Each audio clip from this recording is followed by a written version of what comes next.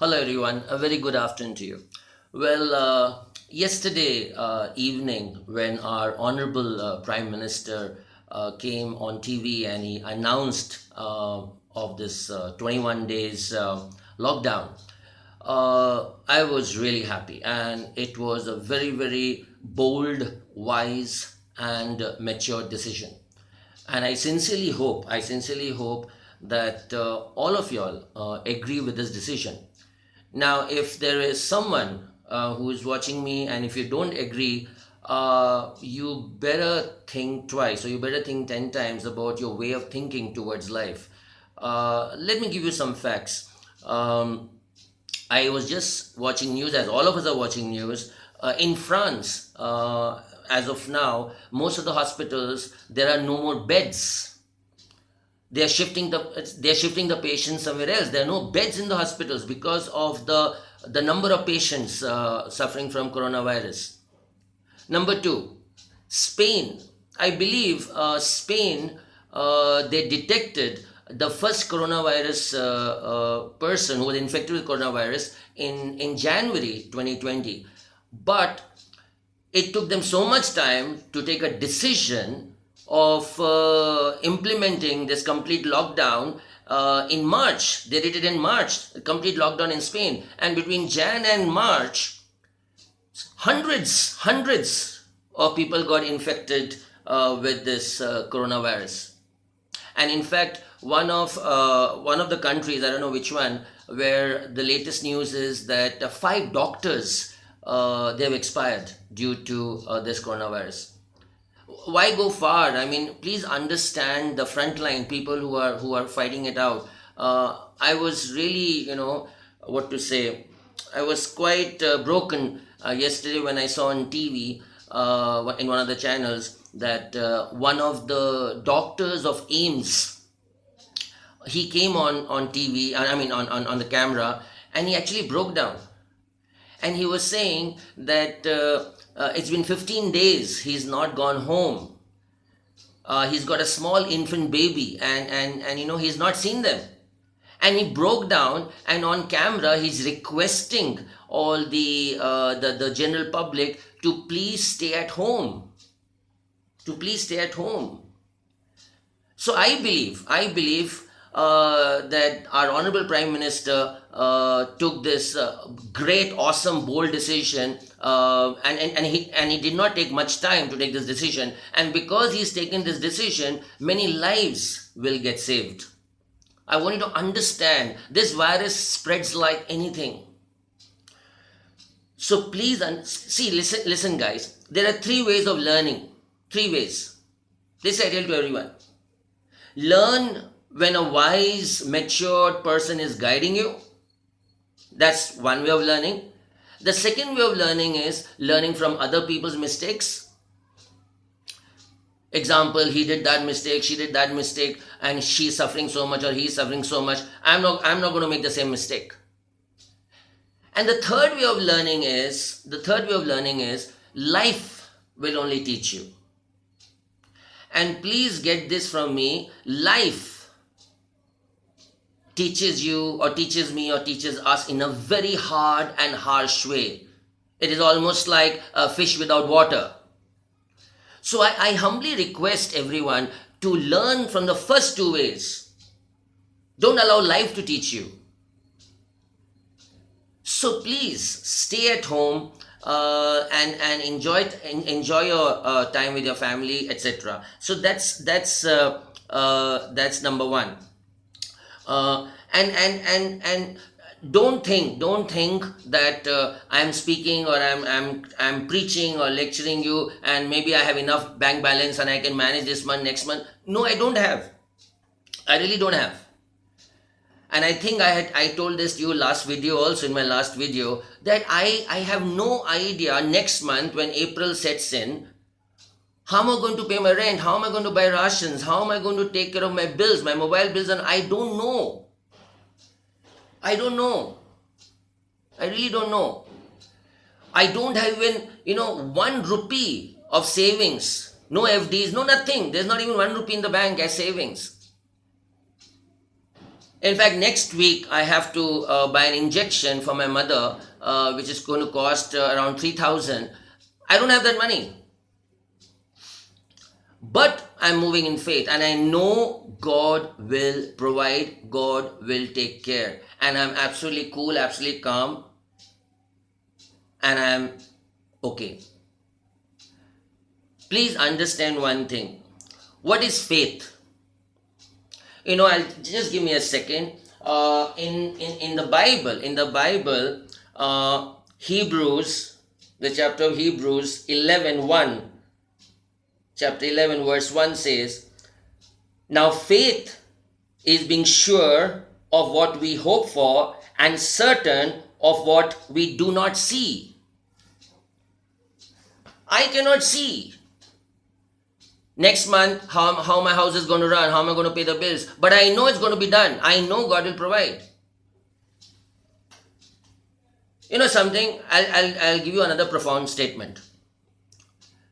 I will not get coronavirus. I will not get. I'm telling you right now on camera. Now don't think that I'm being arrogant or something like that. No, I'm not arrogant. There are two principles I follow. One, I know God loves me and God's protection is around me. In fact, in the Bible, Jesus says that I came or I have come so that you may have abundant life. Jesus died on the cross for all of mankind, for all of us, so that we live an abundant life. Not casual life, not ordinary life, abundant life. So I know I'm going to have abundant happiness, abundant joy, abundant peace, abundant health, abundant finances. I will have. I can't see, but I know it is going to have. I'm going to get it. I know. In faith, that's what faith is. Seeing the unseen. I can't see that next month how I'm going to take care of myself. I can't see. But I believe. I have faith that God will provide. And the second thing is, one is of course my faith in God, and I'm asking you to also have faith in God, that God loves you and God is protecting you and all that, and you'll be okay. The second thing which I follow is self-quarantine. I never go out. I don't go to crowded places. Max to max, if I go out, like last week I went, that is to take my mother to the hospital for an injection. Even next week I have to take my mom to the hospital for an injection. That's it. Otherwise I'm in the house. I'm in the house. And because I have faith in God, that God loves me and God is protecting me. Similarly, secondly, I am in self quarantine. I don't go out. I know I'm not going to get coronavirus. By the way, I should have mentioned in the beginning, but let me say now. Last night, when our honorable Prime Minister gave that speech, I could feel in my spirit a lot of panic and a lot of this fear of the unknown virus, fear of the unknown future. And that was the time I felt in my heart that today morning I want to record this video and give you some tips and encourage you. And so the title of this video is connect with yourself and connect with family, with others. I'll come to that a little later. So the whole thing of this video is I'm going to give a very few important tips about how to happily and a great way pass this 21-day lockdown period. And then I'm going to pray, and I'm going to pray for all the people, the doctors, the nurses, the frontline warriors, everyone. I'm going to pray. And then when I pray, I request you all to just close your eyes and agree with me in prayer, because in the Bible it's very clearly written, when two or more people pray and agree for the same thing, it is done on earth and in heaven. So when I pray, I wish and pray that you mentally pray along with me in your mind, okay? And then the end of the video, I'm going to end with a song. No, I'm not gonna sing. So just chill. But I have a beautiful song called "Blessing," which some other singers, some professional singers have sung, and it was just recently released. It's a beautiful song. So that I'll play on the laptop, and I'll turn my laptop like this, and you can hear that song. It's a blessing on you and your family. How God is with you, how God is going to protect you, and then I'll end the video. So that's the whole program. So let's continue from where I left. So have faith. Okay, stay at home and take care of yourself and your family. You know, I have a lot of respect for Sri Narayan Murthy and his wife Sudha Murthy. Lots of respect. I really respect them a lot. And in one of the interviews, I had heard when Narayan Murthy was giving an interview, and he was saying that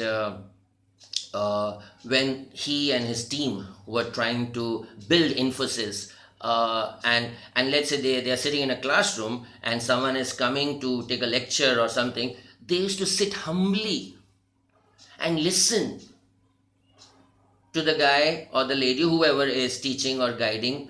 They were so humble. Last year, one of the companies called me uh, in another state, and they asked me that can you come to our company and train all the employees, not all, the employees for the whole day from morning to evening. I said okay, I'll come.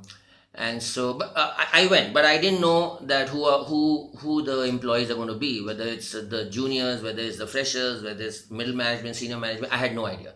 So anyway, I reached there, and then they gave me a guest house or something in the same campus, and I freshened up and all that, and I went. Now it was supposed to start at 9, and when I reached there about 8:45, I the peon of the company, he comes out with a list of people who are going to attend my session. I said okay. So I saw that list, and you know what was in the list, or who were in the list? All the senior management, right from CEO to VPs to presidents and to managers, general managers, all the middle management and senior management. And when I entered the classroom, all of them were seated. I opened my laptop bag, took out my laptop, and I just looked at them in their eyes, and I asked them one question. I said, how many of y'all want to grow? Please mark my words. I never said how many of you want to learn. I said how many of you want to grow. And all hands came up. My next statement, I said, if you all want to grow, all your egoistic attitude, like I'm CEO, I'm VP, I'm manager, I'm general manager, keep it outside this classroom and sit like a kid here. Be humble enough to learn. Just like before you enter a temple or a mosque or a church, and you take out your slippers and shoes outside, and you go into the worship place with a lot of reverence and respect for God and all that. Similarly, I told them, I said, similarly, when you enter my classroom, you better keep all your egos outside and sit like a kid, and then I'll teach you about life. When I said that, they were kind of stunned because of their position, and nobody spoke to them like that. But there was a very humble gentleman, probably 50 plus, who raised his hand like this in the classroom. So I said, yes sir, tell me. And he, with full humble attitude, he puts his hand on the chest and he bows his head, and he says, thank you for telling us this, because last time when we called a trainer, we didn't learn anything, because all of us were sitting here with our huge egos that I'm VP, I'm CEO and all that. We had so much of attitude that we did not learn anything. I said, yes sir, that's the reason I want to break your attitude first and bring you down to zero. Then I'll teach you 1 2 3 about life. And trust me, that day was a beautiful session, awesome session, the whole day we had. And then in the night I left and I came back to Bangalore. And so, when I am talking now, it's a humble request, just receive whatever I'm saying as a kid, and then start applying, and you will see your life changing. Don't have this attitude, I know it all and who's he to tell me, I've seen news and I know what to do. This I know it all is a very dangerous statement. In the Bible, God says, I will lift the humble, but I'll destroy the proud. Be humble. And humility, by the way, is a leadership quality. And that's one of the reasons I respect Sri Narayan Murthy and his wife Sudha Murthy so much, because they're very humble, very humble, very humble. So be humble and listen to what I'm saying. Today I saw on TV and I was very sad, really very sad. As most of you all know, in Karnataka, even in other states also, there is this festival in Karnataka, this Ugadi. By the way, wish all of you all a very happy Ugadi, happy Gudi Parva, something they say, no, in Maharashtra something. I'm sorry if I mispronounced it, I'm really sorry.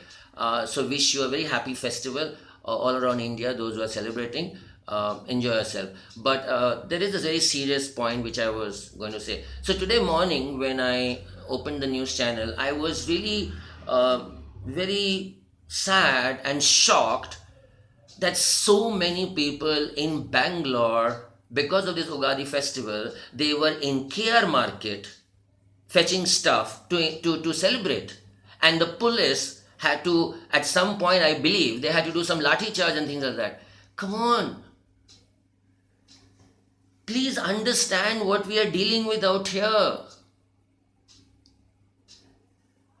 Guys, listen very carefully.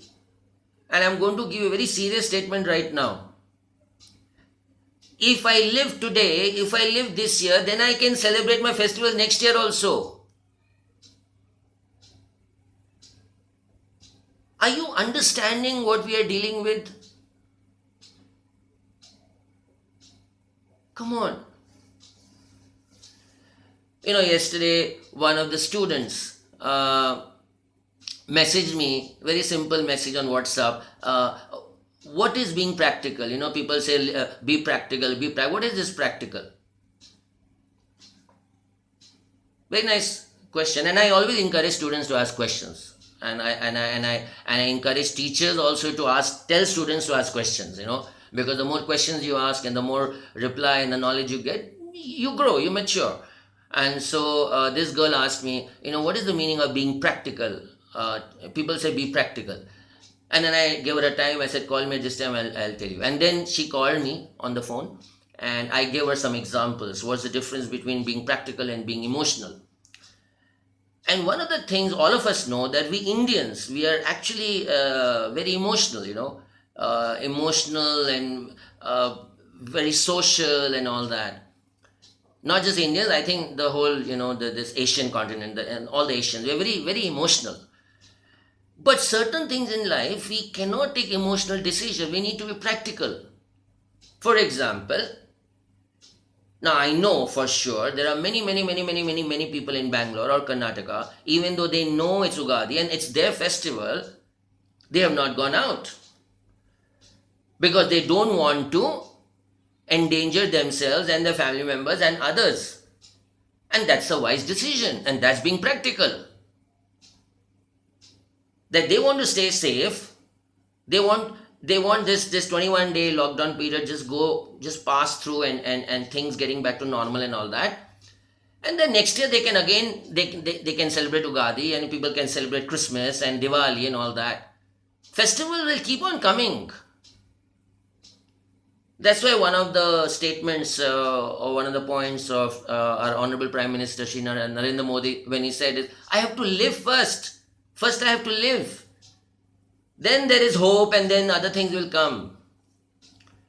And in this context, this whole KR market thing, the context is, those who didn't step out of the house, even though it's their festival, that's being practical. And what is emotional? No, it's my festival, I have to fetch this. That's being emotional. And those people took a very emotional decision of going to KR market or other markets, fetching stuff to celebrate. I hope and I pray, and I'll be praying in the end also, that all these people who went to KR Market and other markets to purchase things, I hope and pray that you all are okay, and nobody has, got the infection or something like that. I just hope and pray that you're okay and you remain okay. But learn from these mistakes. I never scold students, even if they make the biggest of blunders.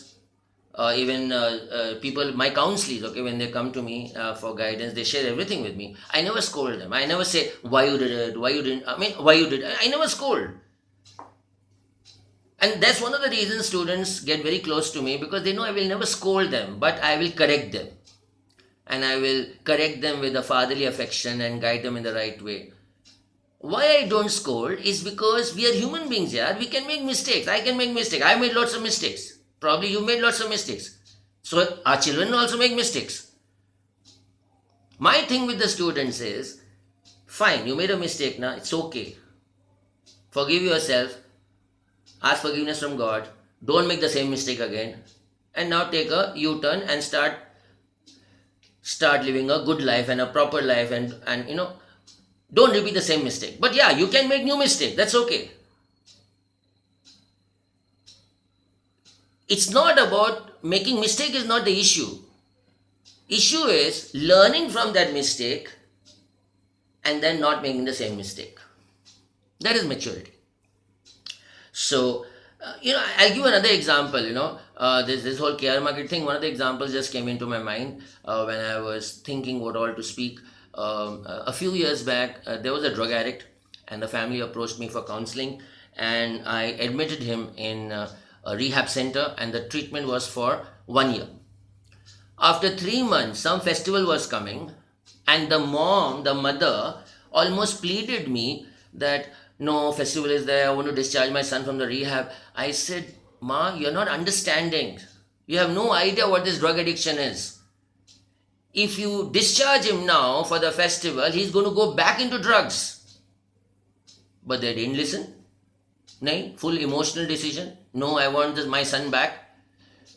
Festival hai, we need to enjoy. I said, okay. I told the authorities in the rehab center, I said, discharge him. And they discharged him. And the mother and father and all that, took him home for the festival next day or something. He was there in the festival, enjoyed. After that, he went back to drugs. And this time he went more deep, more serious. And after 1 week, the mom calls me and says, I'm sorry, I should have listened to you at that time, but, we took him out and now he's gone back to drugs. We can't take emotional decisions, especially certain things in life. We need to be very practical and very wise. Okay, so remember all these things. Okay, how do you pass this 21-day lockdown period? Good question.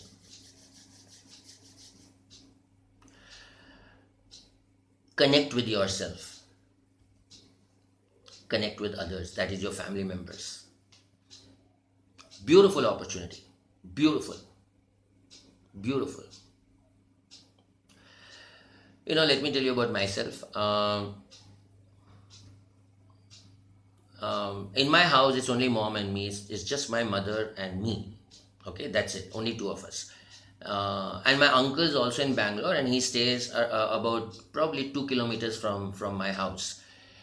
And now in this entire treatment period of mummy for the last 3-4 months, mummy is staying with a brother. That is my uncle's house. Why? Because my uncle's house is in ground floor and my house is in the first floor. And initially it was difficult for mummy to climb first floor and all that. So we decided that she should be there and let the treatment go on. Okay. So she's still there, and I'm alone in the house. I have to manage stuff and all. So yesterday or last night, when Prime Minister, Honorable Shri, our Honorable Prime Minister Shri Narendra Modi ji, when he gave this whole 21-day lockdown period, instantly after that, my mom calls me. As any other mom, moms are the same. Yeah, they're the same in the whole world. Moms is the only thing they're the same. Their nature, their heart, they're the same. And so my mom told me, she called me on the phone and she was a little desperate that, you're alone, what will you eat and all that, and it's a lockdown and blah, blah, blah. And I listened to the whole thing, and then I told mom, I said, Ma, we need to eat to live, not live to eat.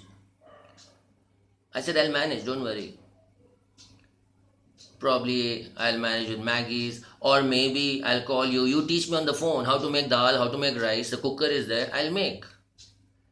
But right now, this 21-day lockdown period, I'm not focused on food.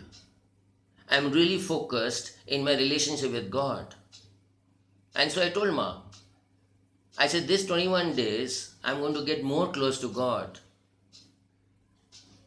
Worshipping, reading the Bible, praying for people. Because in the Bible, there is a verse which says, God is saying, draw close to me and I will draw close to you. And so I told Mom, I said, I want to draw close to God, know more about Him. And then when I said this to Ma, then she was kind of calm and cool and she said, okay, fine. Now that is my thing, that in this 21-day lockdown period, I want to get more close to God by spending more time with Him. You can do something else. Or if you want to get more close to God and spend time in prayer, meditation, all that, of course you can do that. Or be more creative. Be more creative. Yesterday, one of the students sent me 4-5 paintings which he had done earlier, on WhatsApp. And when I saw the paintings, I said, wow. I said, you are such a good painter. And actually, those paintings were so good. And I'm going to tell her later, when I meet her later, I'm going to tell her that if she gets a collection of her paintings, she can actually put it in a gallery. It is so good, so beautiful. So in this 21-day lockdown period, if someone is good in painting, paint. If someone is good in singing, sing. If someone is good in dancing, dance. Do something which you love. See, many students have told me during counseling time, earlier they wanted to become a dancer, they wanted to sing, but because of this whole pressure about education and all that, and they had to get into engineering, and so all their dreams and all their whatever they wanted to do in life, they could not do. Well, this is a time. Why don't you look deep into yourself and see what you like doing? And just pass your time in a constructive way, in a creative way. I'll show you my creation. I always stand and take this video, okay? That's my normal thing. If you go to my YouTube channel, and I would request you to go to my YouTube channel. In fact, this whole 21 days, there are 30 plus videos on my YouTube channel by the name of Personality Development Godly Standard. So go to my YouTube channel, Personality Development Godly Standard. There are 30 plus videos on different topics. There are some videos on relationships, on marriage. Watch them. Improve your marriage life. Yeah, I'm very serious. I'm not kidding. But you have to take initiative to go watch and then improve. So do what makes you happy. Whether it is singing, dancing, whether it is painting. Some students I heard, they are doing this Java online course. Great, awesome. The whole point is this 21-day lockdown period, enjoy, relax, spend quality time with yourself and your family.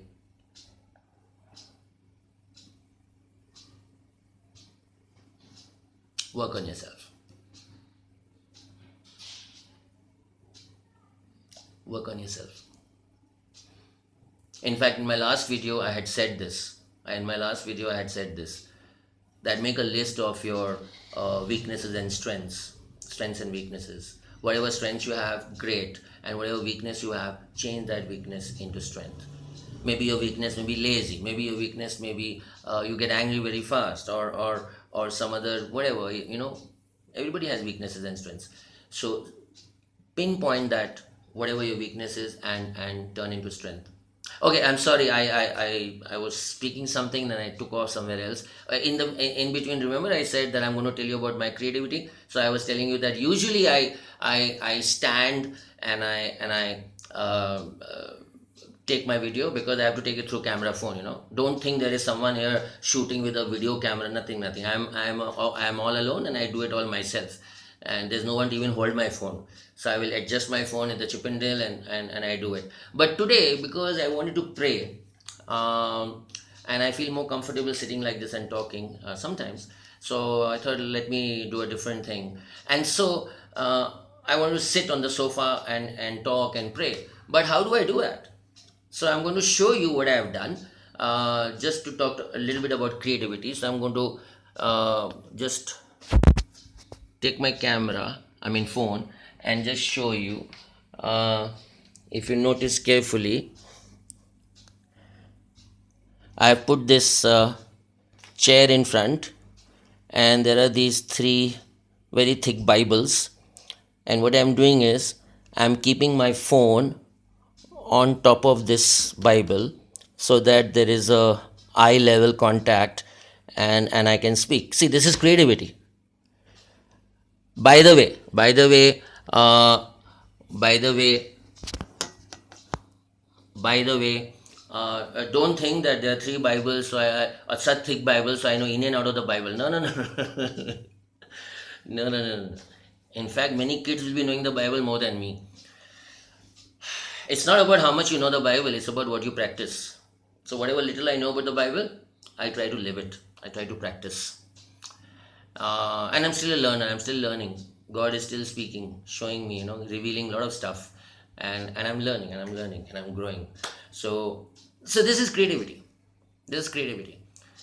So be creative. This 21-day lockdown period, be creative, and do something. Do something good. Do something positive. Is it possible? It is possible, but you have to make an effort. That at the end of 21 days, you become a better husband. And you should not say about it, your wife should say. Or you become a better wife. And you can't claim that, your husband should say. There should be some change. Or you see some changes in your children, or your children see some changes in you. Why don't you take it as a challenge? Recently there was this WHO, they had this hand wash challenge and all that. Great, awesome. What about the real life? Of course, that's also real. But what I'm trying to say is, this whole real life, family life, you are locked down in the same room, same house, whatever, for 21 days. Why can't you work on yourselves and be a better son, better daughter, better brother, sister, better husband, better wife? Think about it. Think about it.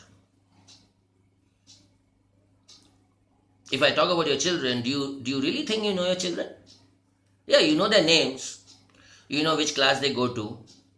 You know their subjects. But you actually know them? I don't know. That you need to ask them, or you need to find out. You know why I said this? 80% of my counselees are all students calling me at any time of the day or night, and I'm always available. And I do this counseling free of cost, which I've told you earlier also. They come to me, or they share stuff regarding their friendship stuffs, stress, exam pressure, relationship issues, parent this thing issues. My mom is overprotective about me and blah blah blah. And I'm there at the back end, behind the scenes. Most of you don't even know. Behind the scenes, encouraging, motivating, mentoring, grooming them. If all the parents knew their children really well, right to their emotions and what they are going through, and they showed that interest also of sitting down with them, listening to them and guiding them, then you don't need student counselors. You don't need. Yeah. So you need career counselors. That is of course a different thing, because student counseling, Of course, student counseling can also include career counseling, but I'm not talking about career as such. I'm talking about their personal issues, whether it's family issues, personal issues. That kind of counseling may not actually be required if parents do their job of parenting in the right way, treating them as friends, listening to them, guiding them without judging them, etc., etc., etc. But because most of the, not most, because many parents are not doing what they're supposed to do, that's where I come into the picture. And there's so many people like me also, just guiding and mentoring the students, like father figures and whatever. So this is a perfect opportunity you're getting to get your family back, and something which I spoke in my last video also. Um, sit down with your son, sit down with your daughter, sit down with your wife, husband, whatever. Know more about them and spend quality time and create a comfort zone that going forward they can share anything with anyone within the family without the fear of being judged, and you will guide them. Create a comfort zone. That comfort zone is very important. That comfort zone is very important. If you don't create a comfort zone for them to share with you, they will not come. They should get the assurance that if they share with you, you will not judge them, but you will guide them like a friend. So create that comfort zone and get close. Know your son, daughter, wife, whatever, more closely. And if your parents or grandparents, in the same house, please take care of them. Be a blessing to them. Like they are a blessing to you, you also be a blessing to them. It's, I mean, if I keep on speaking, there's no end to this video. I go to handicap homes and old age homes, and it breaks my heart when I see an old age lady where her son has just put her there and he never comes back. He never comes. If he comes also, he'll just come, give the medicine and goes. I just don't get that. I just don't get it.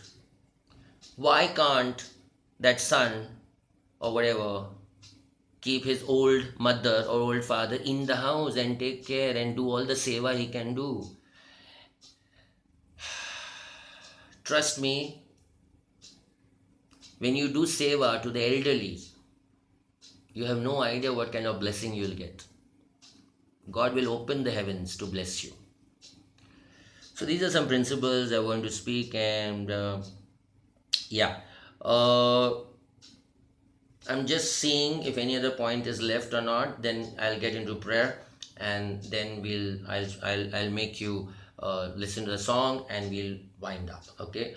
So connect with yourself, connect with your family, and let this 21-day lockdown period bring out the best out of you. Once this 21-day lockdown period finishes, each and every member of your family should have praises about you.